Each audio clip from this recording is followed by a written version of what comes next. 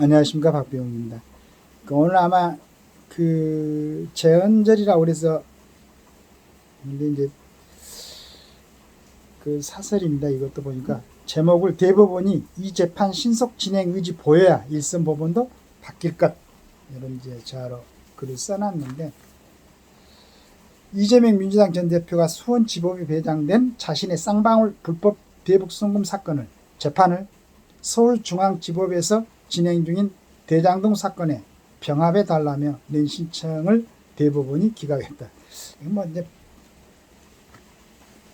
일반 상식죄라도, 지금 쌍방울 불법 대북 송금하고 대장동 사건하고는 동일한 어떤 같은 종류의 그런 죄가 아니죠. 분리해서. 그러고 지금 대장동 사건은 거기에 관련된 증인들이 너무 많아가지고 언제 이 결정이 날지 모르는데 그걸 갖다 쌍방울 대북 송금 사건을 갖다가 거기다 병합하면 안 되죠. 신청 14일 만이다. 대장동 사건 재판은 백현동 비리, 성남 FC 사건과 한데 묶여 1년 4개월째 1심 재판이 진행 중인데 아직 절반도 진행되지 못했다. 실은 이걸 다 분리해야 된다. 대장동 사건, 백현동 비리, 성남 FC 사건. 물론 이제 한 사람이 범한 죄지만은 내용 자체가 조금이라도 틀리면은 별건 처리해가지고 빨리빨리 분리해가지고 하나씩 판결을 해야지.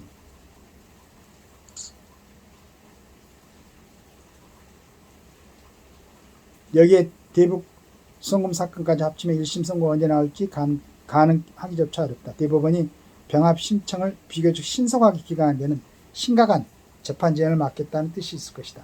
현재 이 대표는 4건의 재판을 받고 있다. 이중 대선 때 거짓말을 했다는 선거법 위반 사건, 이중교사 사건은 이르면 오늘 10월 중 1심 선고가 나올 예정이다. 선거법과 이중교사 사건은 당사자가 혐의를 인정하는 등으로 시간을 끌 것이 없었다.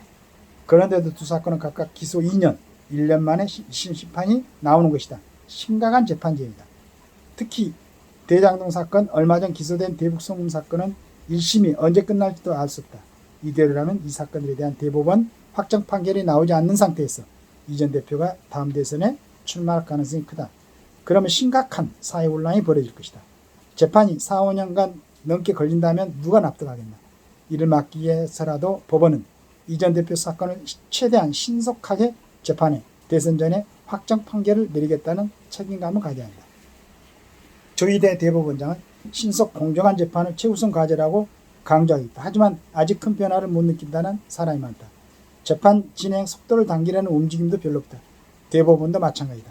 대북 송금 사건으로 기소된 이화영 경기도 부지사가 재판 지연을 위해 작년 말 법관 기피 신청을 했을 때 하급심은 비교적 빨리 기각 결정을 내렸는데 대법원에서만 31일을 끌었다. 이 때문에 재판이 77일간 중단됐다. 사실상 재판 지연을 방치한 것이다. 후원금 횡령 혐의 등으로 기소된 윤미향 전 의원은 작년 9월 2심에서 징역형의 집행유예가 선고됐지만 10개월이 지난 지금까지 대법원 판결이 나오지 않고 있다. 당선 무효형인데 판결이 늦어지면서 4년의 의원 임기를 다 채웠다. 대법원이 이래선 일선 법원도 바뀌지 않는다. 여기다 뭐라고 더 붙이겠습니까? 우리처럼 수양이 덜 된 사람들이 여기다 뭐 붙이라고 그러면은 진짜 욕설밖에 더 나오겠습니까? 그래서 그냥 요 내용 그대로 조희대 대법원장이 다른 사람들은 아마 대부분 이제 뭡니까? 로펌 같은 데 가가지고 돈도 많이 벌고 하는데 이분은 경희대에 있으니까 석좌 교수로 갔었습니까? 아니 그러니까 대법원장으로 이렇게 취임하기 전에 이제 그런 내용이 나와가지고 저는 상당히 기대를 했습니다. 예전에 참 우리가 법학 공부를 할 때 참 멋있는 법조인들 많이 있었죠.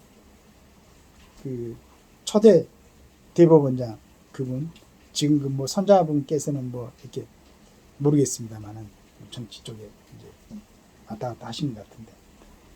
하여간 법학을 공부하는 사람들은 그때는 이제 그런 분들을 갖다가 참 등불로 삼았었죠. 멋있게. 진짜 내가 사실 패스해서 만약에 법정이 된다면은 이런 분처럼 멋있게 진짜 그런 족적을 남겨야 되겠다. 이런 생각을 갖고 우리는 공부를 했었죠. 그런데 우리 조희대 대법원장도 요즘 보기 드물게 대법원 판사나 좀 부장판사 이런 게 하면은 로펌으로 가가지고 뭐 정관예우가 없어야 되는 건데 그런 게 이제 입고해서 그 많은 대우를 받게 되는데 이분이 이제 그런 그 대학에 가가지고 강의를 하고 있다고 그래서 좀 자세히는 모르지만은 그냥 요즘 그 어떤 세태에서 좀 벗어난 그 멋있는 그 모습을 하고 있어가지고 존경을 했는데 아마 이제 그 전에 어떤 대법원장의 그 깔아놓은 여러 가지 뭐 지뢰처럼 깔아놓은 그런 부분이 얼른 제거가 안 되는지 어쩌는지 그러나 그 기각 사건은 그랬네요. 저는 이건 이제 처음 봤는데 하급심에서는 이런 부분이 일찍 기각했는데 거기서 오랫동안 들고 있었다는 그것도 문제가 된 것 같고 김명희 윤명희입니까? 윤명희 판결도 그렇고 하여간 국민들이 좀 답답하지 않을 정도로 그 다음에 해당되는 사람들도 그 사람이 무죄인가 유죄인가 빨리 결정해 줘야 되지 않겠습니까? 그런 그 국민들이 속을 좀 시원하게 해주는 그런 판결들이 대법원에서 일어나길 그런 판결들이 나오길 기대하고 바라겠습니다. 감사합니다.